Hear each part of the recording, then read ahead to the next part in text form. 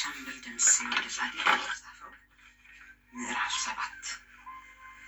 ሰሞኑን ከንጋቱ 12 ሰዓት ገደማ አርበኞች እኛ አጠገብ አንድ የሽጉጥ ተኩስ አሰምተው ከቤታችን በታች የውሃ ቧንቧ የሚጠብቁትን የጣሊያን ሶላቶች ማለት 2 ወታደሮች ይዘው አረዱና እኛ መሬት ላይ የተፋፋመ ጦርነት ተደርጎ ዋለ።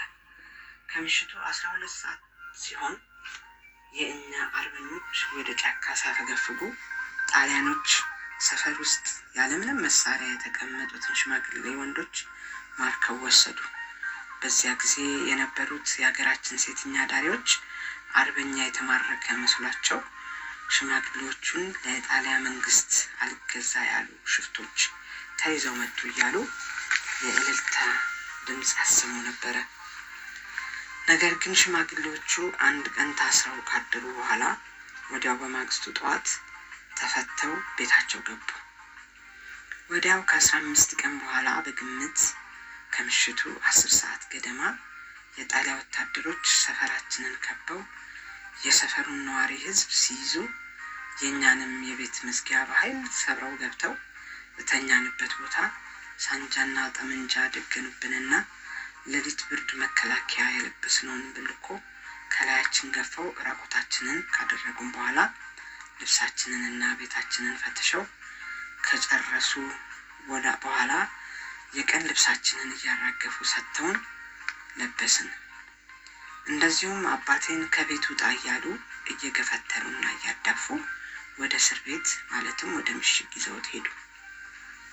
እኔም የአባቴን መንገላታት እያሰብኩ ስጮህ አባቴ በጊዜው ያወጣውን በርሜሶ የመታወቂያ ወረቀት ማለት ነው ራስጌው አስቀምጦ ኖሮ ያንን በርሜሶ ይዤለት ወደ ምሽግ ሮጥኩ። ምሽግ ውስጥ ለመግባት ከባድ የሽቦ አጥር ስለነበረ እኔ በወንዝ በኩል ተሽሎክልኬ ከገባው በኋላ ሰላቶ ለምን መጣ እያለ ሲያባረኝ የመታወቂያውን ወረቀት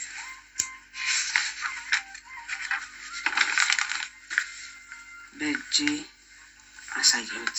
እሱም ካየ በኋላ አምጣ ብሎ መታወቂያውን አነበበና እኛ ሰፈር ውስጥ ሽፍቶች አሉ ብሎ ጠቋሚ ስለነገረን ሰፈርተኛውን ሁሉ ያዝን እንጂ መታወቂያ ያለውን እንለቃለን አሉና በዛ ሰበብ የታሰሩትን ሰዎች ሰብስበው የከተማ ነዋሪ በርሜሶ ያላቸው ሰዎች ወደ አንድ ቦታ ሆኑ ብለው እነሱን ካገለሉ በኋላ አንድ ላይ ፎቶግራፍ አንስተው መታወቂያውን መዝግበው ሲለቋቸው በዚያ ጊዜ የእንጨት ንግድ ከጉራጌ ሀገር የመጡ ሰዎች የመታወቂያ ወረቀት ስላልነበራቸው እነሱን ሁሉ 5 ትሬንታ ኳትሮ መኪና ሙሉ አሳፍረው ወደ መግደያ ቦታ ወስደው ከገደሏቸው በኋላ ሬሳቸውን ሰፊ የኳስ ሜዳ የሚያህል ጉድጓድ አቶ ሀጎስ መሬት ላይ ቆፍረው